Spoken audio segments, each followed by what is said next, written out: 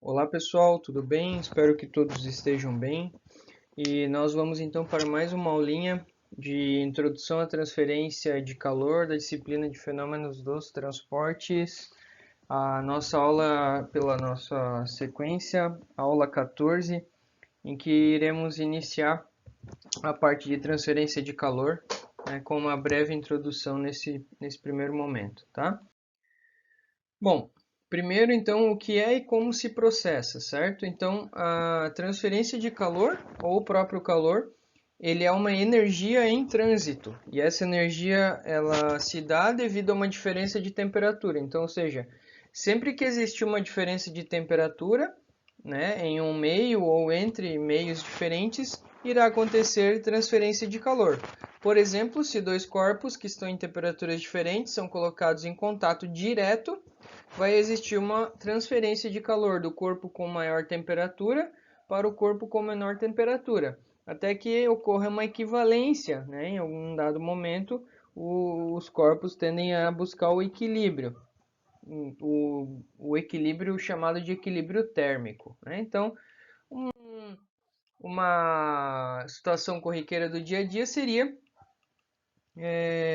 quando você está com frio, né? Ou seja, o que é o frio? É quando o seu corpo ele está perdendo calor para o meio ambiente, quando a sua temperatura corpórea está maior que a temperatura do ambiente. Ou o contrário, quando estamos sentindo calor, é porque o ambiente em que a gente está inserido tem uma temperatura superior à nossa temperatura do corpo. Certo? Então, né, didaticamente, tenho dois corpos separados com temperaturas diferentes, coloco eles em contato, eles vão trocar calor até buscar o equilíbrio, e essa temperatura de equilíbrio vai se dar entre a maior e a menor temperatura. Está explícito, então, na definição acima que um corpo, na verdade, ele nunca contém calor, né? Mas o calor é identificado como tal quando cruza a fronteira de um sistema. Então, o calor é, portanto, um fenômeno dito transitório, que encerra, que acaba quando não existe mais uma diferença de temperatura. Os diferentes processos de transferência de calor são chamados e definidos como mecanismos de transferências de calor. E aí existem três mecanismos que podem ser reconhecidos assim, né? Então, quando a transferência de energia ocorre em um meio estacionário, que pode ser um meio sólido ou um meio fluido, em virtude de uma diferença de um gradiente de temperatura, a gente fala que existe ali uma transferência de calor por condução. Então, aqui está um exemplo. Tenho duas temperaturas diferentes, T1 é maior que T2, né? Então esse aqui o T1 mais alto e o T2 mais baixo, e a reta aqui indica isso, que T1 é maior que T2. O Q minúsculo com um pontinho em cima significa o fluxo de calor, e aí você tem um fluxo de T1 para T2, ou seja, no caso aqui, se você imaginar uma panela que está no fogo, a temperatura da face interna é maior que a temperatura da face externa, certo? Isso é condução. Condução acontece então em meio estacionário. Quando a transferência de energia ocorrer entre uma superfície e um fluido em movimento, em virtude dessa diferença de temperatura, eles vão acontecer ali, né? O termo utilizado é uma transferência de calor por convecção, tá? Então, a transferência de calor por convecção, por exemplo, quando um fluido escoa sobre uma placa aquecida. Quando, então, na ausência de um meio interveniente, existe uma troca líquida de energia através de ondas eletromagnéticas. Esse é o fenômeno da radiação. Tá? Então, olha só.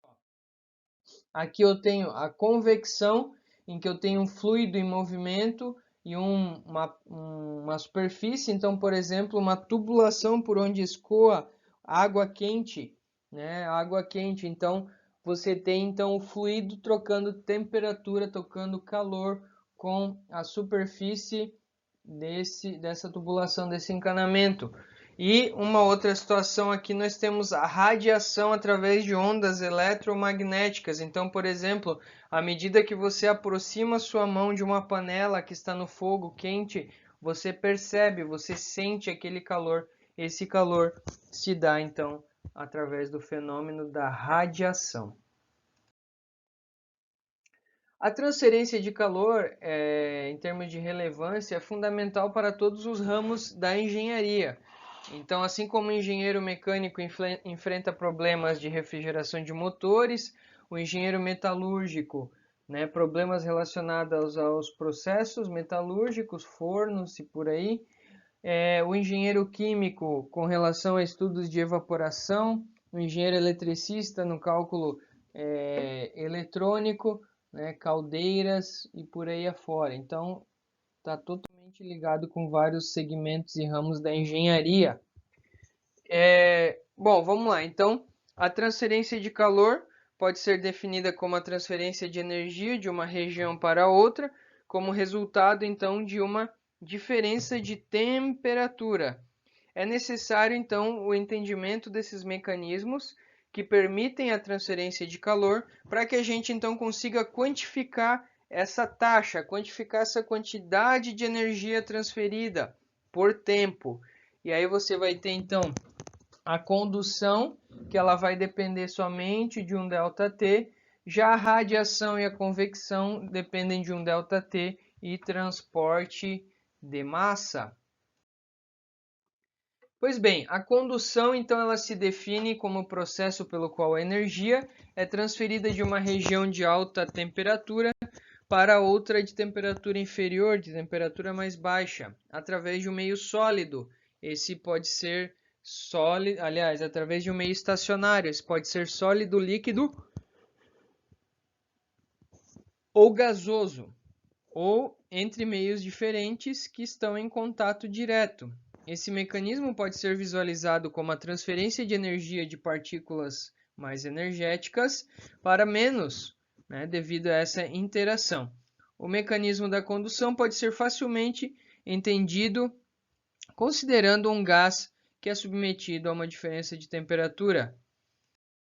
Então eu tenho aqui, né, o gás ocupa o espaço entre as duas superfícies, 1 e 2, mantida a diferentes temperaturas, sendo que temperatura 1 é maior que a temperatura 2.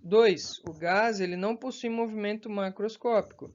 Então, o que acontece? Como altas temperaturas estão associadas com energias moleculares mais elevadas, as moléculas próximas à superfície são mais energéticas e acabam se movimentando mais rapidamente.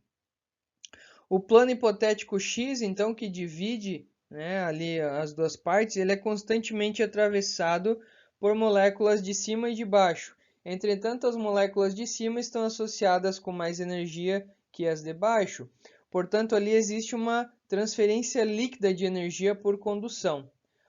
Para os líquidos, o processo é basicamente o mesmo, embora as moléculas estejam menos espaçadas em suas interações e são mais fortes e mais frequentes. E para os sólidos existem basicamente dois processos, que são um sólido que é mau condutor de calor, as ondas de vibração de estrutura cristalina, e um sólido que é um bom condutor de calor, onde eu tenho movimento de elétrons livres e vibração estrutural cristalina.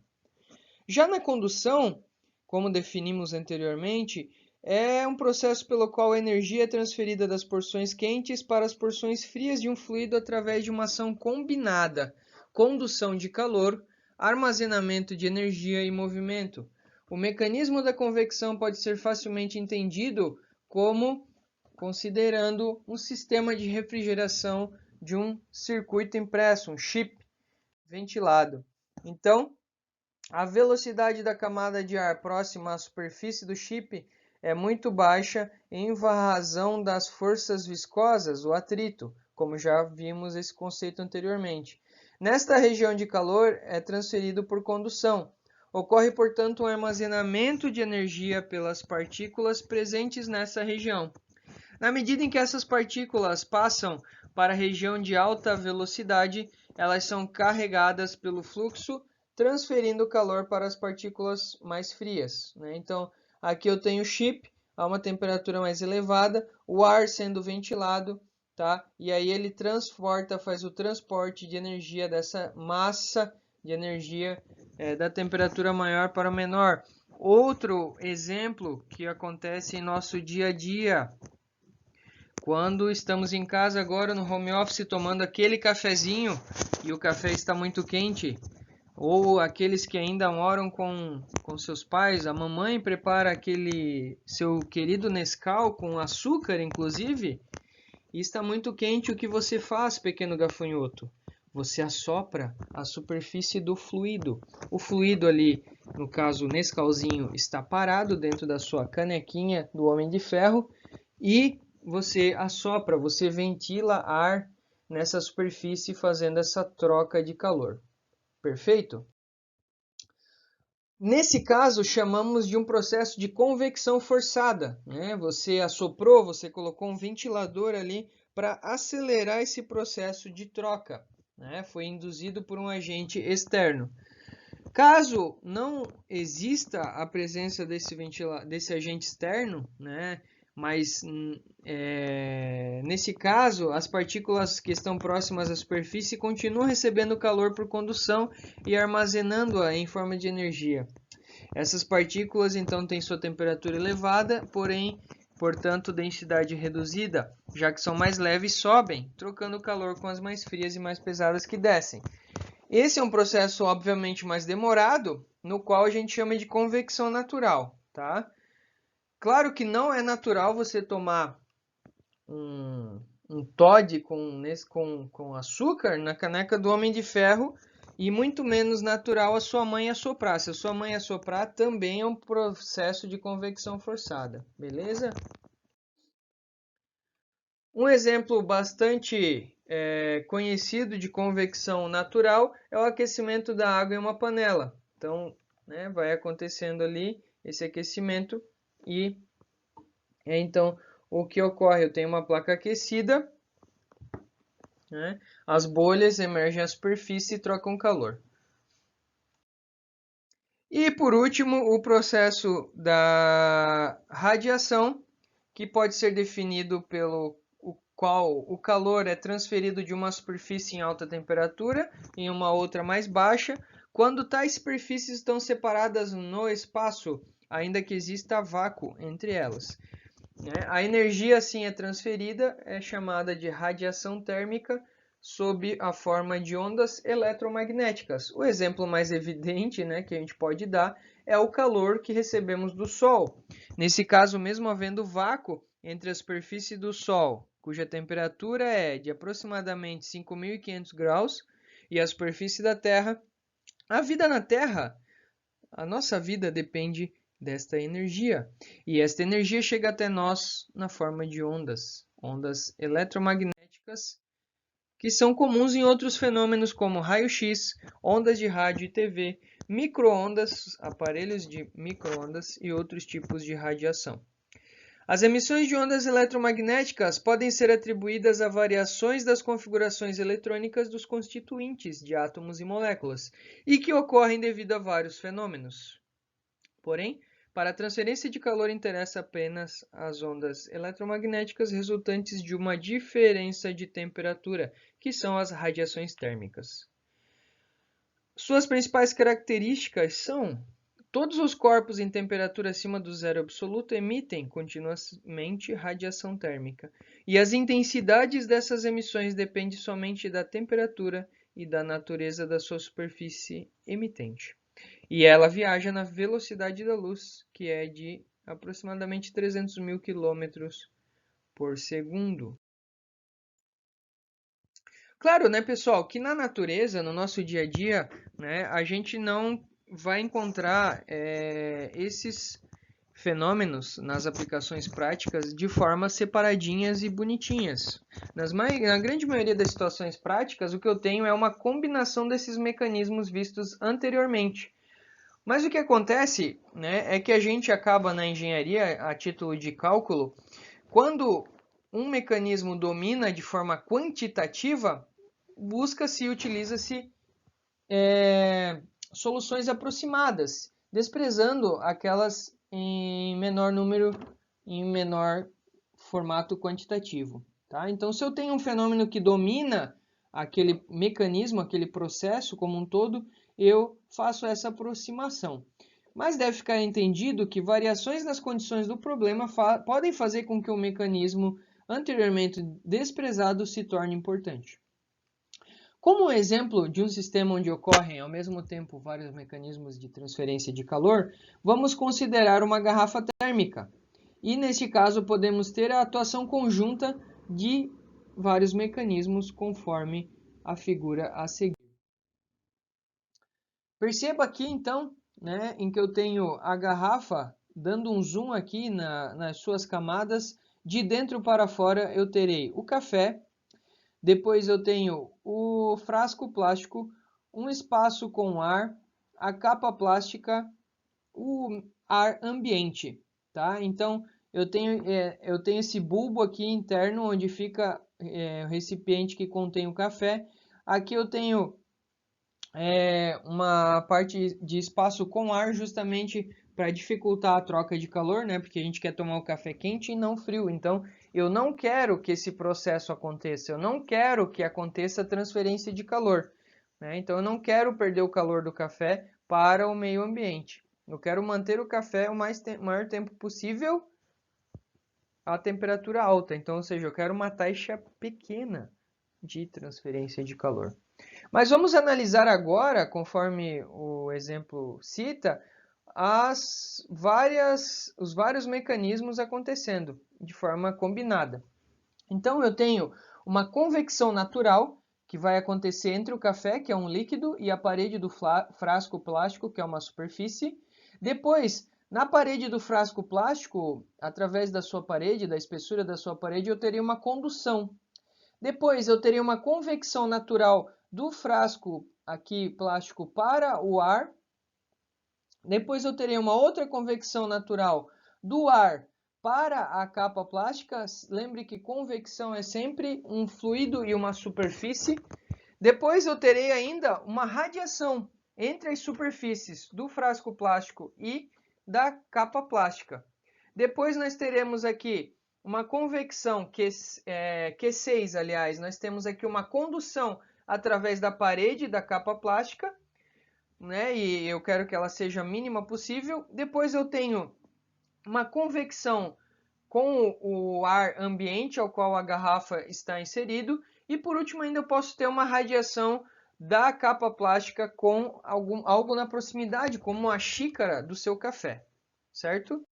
Então, aqui, né, condução da capa plástica, convecção natural da capa plástica para o ar ambiente, radiação entre a superfície externa e as vizinhanças.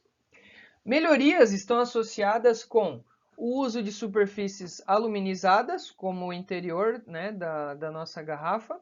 Isso vai gerar uma baixa emissividade para o frasco e a capa, visando o quê? Reduzir os processos de radiação. E a evacuação do espaço com ar para reduzir a convecção natural que ali ocorre. Agora a gente vai falar só um pouquinho ainda sobre os regimes de transferência de calor. O conceito de regime de transferência de calor pode ser melhor entendido através de exemplos. Então, vamos analisar a transferência de calor através de uma parede de uma estufa qualquer. Considere o seguinte, duas situações: uma operação normal e desligamento ou religamento. Durante a operação normal, enquanto a estufa está funcionando, a temperatura na superfície interna da sua parede não irá variar. Se a temperatura do ambiente externo também não varia de forma significativa, a temperatura da superfície externa também pode ser considerada constante. Logo, sob estas condições, a quantidade de calor transferida, a taxa de calor transferida para fora, será constante. E o perfil de temperatura ao longo da parede, conforme mostrar a figura a seguir, não irá variar. Nesse caso, dizemos que temos um regime permanente. Assim como quando estudamos no tópico anterior, a questão do fluido em movimento, né, perdão, onde analisamos o regime também permanente, certo? Então aqui está essa situação. né? Então, com o passar do tempo, essa taxa se mantém constante porque a mudança aqui, né, perdão, a mudança aqui não é significativa. Então, eu tenho uma taxa constante, a temperatura se mantém constante. Já na outra situação, consideremos, por exemplo, que eu desliguei a estufa. Então, quando a estufa é desligada, a temperatura na superfície interna irá diminuir de forma gradativa, de modo que o perfil de temperatura irá mudar com o tempo, como podemos enxergar aqui. Aqui eu não tenho mudança de perfil de temperatura. Aqui eu tenho mudança de perfil de temperatura. Como consequência, a quantidade de calor transferida para fora será cada vez menor. Portanto, a temperatura em cada ponto da parede irá variar. E aí vamos ter um regime dito transiente. Os problemas de fluxo de calor em regime transiente são bastante complexos. Entretanto, a maioria dos problemas de transferência de calor são ou podem ser tratados a partir da análise de regime permanente, que será aquela que utilizaremos aqui na nossa disciplina. Agora, me dirigindo já à parte final dessa videoaula, nós vamos então falar um pouquinho sobre o sistema de unidades, né, ao que se refere à querida transferência de calor. Então, são 4 as unidades fundamentais: tempo, comprimento, massa e temperatura, né? Então, apesar de ter sido adotada internacionalmente, o sistema métrico de unidades, denominado Sistema Internacional, o sistema inglês e o sistema prático métrico ainda são amplamente utilizados. Então, a gente tabelou aqui os principais unidades e suas sistemas de unidades e suas partes aqui. Então, vamos nos basear pelo sistema internacional, que vai ser o que mais vai aparecer para a gente. Então, a gente tem o tempo em segundos, o comprimento em metro, a massa em quilograma e a temperatura, que nos chama atenção, é que ela será medida em Kelvin. Tá? No sistema métrico, o que muda é que a temperatura é medida em Celsius. A partir dessas unidades principais, existem unidades derivadas, que são importantes também quando a gente analisa transferência de calor. E essas unidades, então, são definidas como a força, que é a massa vezes a aceleração da gravidade, a força medida em Newton, que é 1 Newton equivale a 1 kg vezes metro por segundo ao quadrado. O trabalho, que é medido em energia, e ele tem a dimensão do produto da força pela distância. E, então, é utilizada a unidade Joule, que é a energia despendida para 1 Newton de força para cada metro, em 1 metro. E, por fim, a potência em Watt, né, que é a potência dissipada por unidade, por uma força de 1 Joule em 1 segundo. Então, potência é energia por tempo, Joule por segundo. Então, só resumindo aqui, eu tenho a força no sistema internacional em Newton, a energia em Joule e a potência em Watt. E quando a gente fala de transferência de calor, aparecem essas unidades bastante usuais, inclusive é bem do nosso dia a dia quando vamos comprar, por exemplo, um aparelho condicionador de ar ou algo do tipo, em que aparece a unidade BTU e quilocaloria. Então, o que vem a ser um BTU? Um BTU é a energia requerida na forma de calor para elevar a temperatura de 1 libra de água de 67,5 graus Fahrenheit até 68,5 graus Fahrenheit. Né? Bem diferentona. Já a quilocaloria é a energia requerida na forma de calor para elevar a temperatura de 1 kg de água de 14,5 graus Fahrenheit até 15,5 graus Fahrenheit. Em relação ao calor transferido, as unidades que vão aparecer para a gente é o Qzinho minúsculo com um ponto em cima, que é o nosso então fluxo de calor transferido, que vai ser medido em watt, ou em BTU por hora, ou em quilocaloria por hora. E o Q maiúsculo, que vai ser a quantidade, né, de energia de calor transferido em forma de energia. E aí eu vou ter o Joule, o BTU e a quilocaloria. Então aqui eu tenho o fluxo, né, potência, atrelado a tempo, e aqui eu tenho quantificação, quantidade, certo? Então, essa breve introdução, né, nos coloca aí no pontapé inicial dos estudos da transferência de calor e massa. certo? Fiquem bem e até a próxima. Tchau, tchau.